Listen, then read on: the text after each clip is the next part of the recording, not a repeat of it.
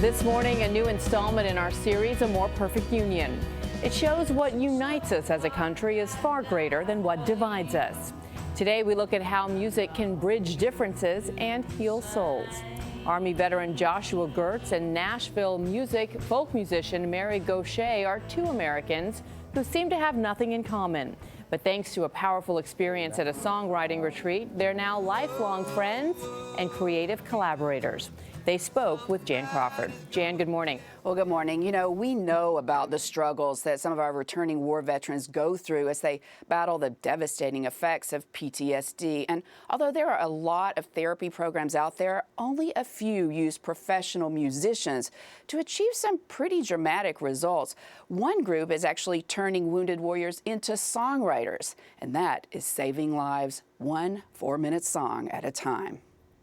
3, 4, Backstage at Nashville's Grand Ole Opry, it's always a night to remember. and this is where, Josh, you come in here. But for retired Army Sergeant Joshua Gertz, it's also a night he never thought he'd live to see. It's like I won some kind of like VIP sweepstakes and I get to just be up there and watch. His long road to country music's hallowed halls started in September 2003 when he was finishing up his tour of duty in Iraq. It was my last night in country. Roadside bomb went off right next to my truck. He suffered a traumatic brain and spinal cord injury. But back home, with his wife and 2 children in upstate New York, the psychological injuries became far worse. I just felt like a burden. It was like I walked in the room and it sucked the life out of that room. Everyone got quiet. And you thought they would be better off without you. Yep. You attempted suicide. Yeah, I knew when I was going to do it again. Did you have a specific date, or what was the date? November 7th. Why was that? That's the day my friend was killed. That friend, Army Private First Class Thomas Falk, died in a car accident a few years before the bombing. The two met in basic training and were like brothers.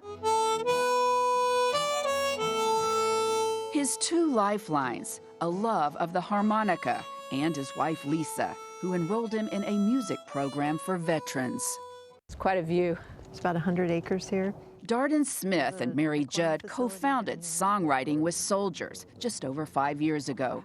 They bring together vets and professional musicians at retreats like this one in Northern Virginia. Don't you know it ain't free? It's not songwriting for soldiers, not songwriting about soldiers, songwriting with. The collaboration, that is the key. The events are equal parts group therapy, writing workshop, and jam sessions. The vets share their feelings and experiences. The musicians help craft them into a song. The song is gigantic. It's so powerful, and they have it forever. And they see other people hear their song, and they see the other people tearing up or singing or laughing. They feel like their song is actually serving other people. Sandy with an eye. At his first retreat in 2015, Gertz connected with folk singer-songwriter Mary Gaucher. And I looked out the window as the veterans were starting to arrive, and I saw Josh and Lisa, and I just see the pain.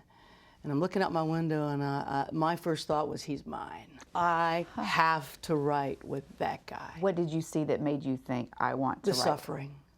It's almost like a red-hot fireball was inside of him.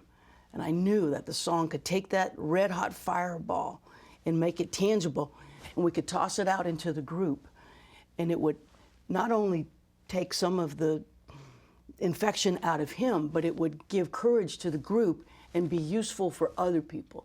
Your pain is like medicine for other people. I think so.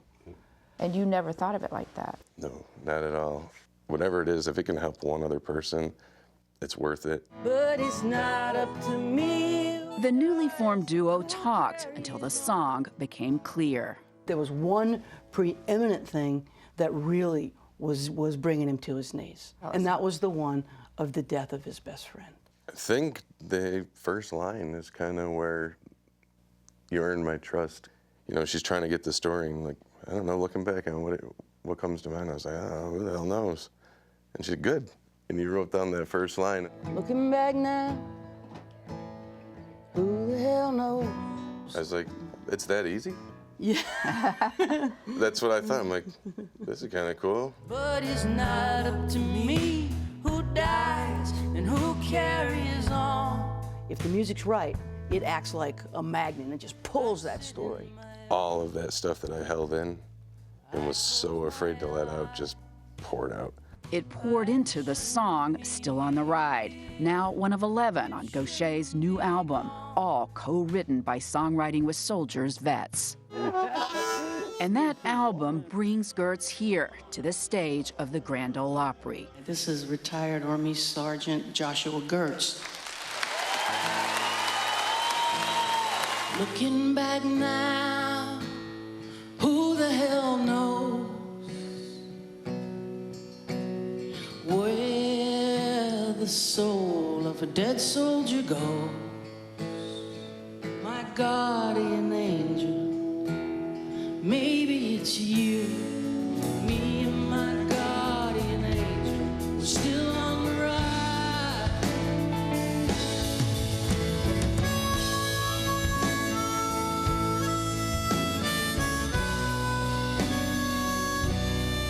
The power of Songwriting with Soldiers to me is mirrored in the fact that Josh Gertz is with us. It's the proof right there that it works because it's civilians and military communities changing.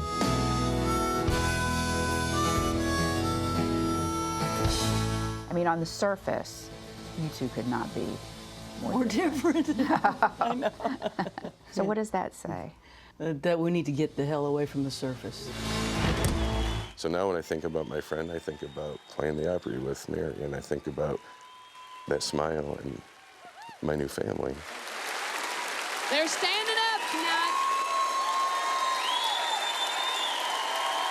Now, it's obvious to anyone who participates in these retreats that it works miracles for the veterans. But now 2 major academic institutions are preparing to launch scientific studies on the power of music to help heal traumatic brain injuries.